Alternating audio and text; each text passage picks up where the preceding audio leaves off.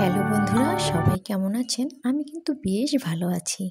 বরাবরের মতো আরও একটি রেসিপি নিয়ে হাজির হয়ে গেলাম। আজ তৈরি করে দেখাবো পারফেক্ট স্পঞ্জ রসগোল্লা।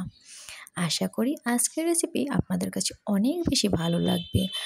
আর এই মিষ্টিটা কিন্তু মিষ্টির দোকান থেকে চড়া দামে না কিনে সহজেই বাসায় তৈরি করে খেতে পারি।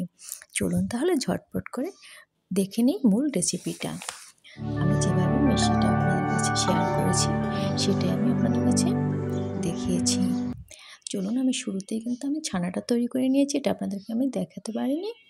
তো আমি এখানে 1 কাপ পরিমাণ ছানা নিয়েছি। তো ছানাটা অবশ্যই কাপ মেপে নেবেন, এর ফলে কিন্তু বাদবাকি উপকরণগুলো মেশাতে অনেক সুবিধা হবে। এবার আমি এর মধ্যে দিয়ে দিচ্ছি 1 চা চামচ পরিমাণ চিনি এবং 1 চা চামচ রান্নার তেল। তো এটা দিয়ে এবার ভালো করে হাতের সাহায্যে মেখে নেব একদম সুন্দর করে। এটা 8 থেকে 10 মিনিট ভালোভাবে মথে এটাকে একদম সুন্দর করে সফট একটি ডো তৈরি করে নেব। এভাবে কিন্তু খুব ভালোভাবে মথে নিতে হবে যাতে করে এটা কোনো দানাভাব না থাকে।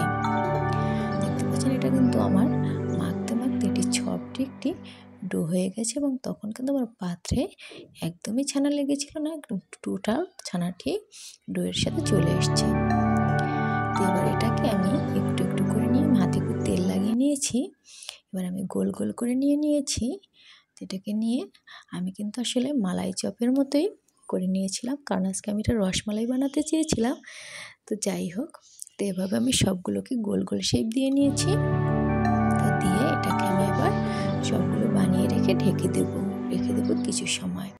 তো আমি একটু অন্য পাত্র দিয়ে এটা আমি ঢেকে রেখে দিলাম। এবার আমি চুলায় শিরাটা তৈরি করব। এর জন্য আমি দিয়ে দিলাম 1.5 কাপ পরিমাণ চিনি। 1.5 কাপ পরিমাণ চিনির মধ্যে আমি দিয়ে দেবো 4 কাপ পরিমাণ জল। এর মানে এটা হচ্ছে যে যেই পরিমাণ চিনি দেবেন তার ডাবলের থেকে একটু বেশি জল দিতে হবে। তো এটা যাতে দ্রুত টকবগিয়ে ফুটে আসে, এর জন্য এবার আমি জল দিয়ে কিন্তু পাত্রটাকে ঢেকে দেবো। আমি ঢাকনা দিয়ে সম্পূর্ণ জলটা দিয়ে আমি ঢাকনা একটু নেড়েচেড়ে ঢাকনা দিয়ে ঢেকে দেবো। এবার আমি এটাকে ঢাকনা দিয়ে ঢেকে হাই হিটে এটাকে একটু ফুটিয়ে নেব।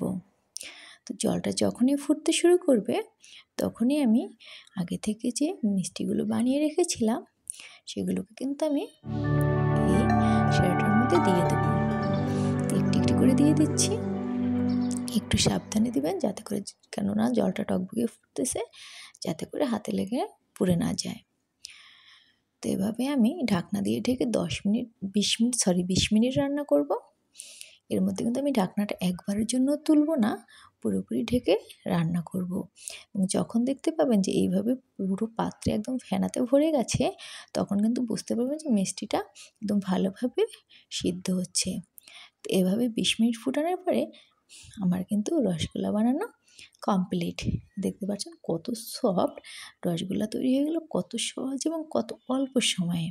আপনারা চাইলে কিন্তু অনায়াসেই এটা বাসায় বানিয়ে নিতে পারেন স্পঞ্জ রসগোল্লা। আর আজকের আমার এই ভিডিওটি আপনাদের কাছে কেমন লেগেছে অবশ্যই কমেন্ট করতে ভুলবেন না। আর মিষ্টি খাবার খেতে কারা কারা পছন্দ করেন কমেন্ট করে জানাবেন প্লিজ। সবাই ভালো থাকবেন, সুস্থ থাকবেন। এতক্ষণ সাথে থাকার জন্য সবাইকে অসংখ্য ধন্যবাদ। বাই।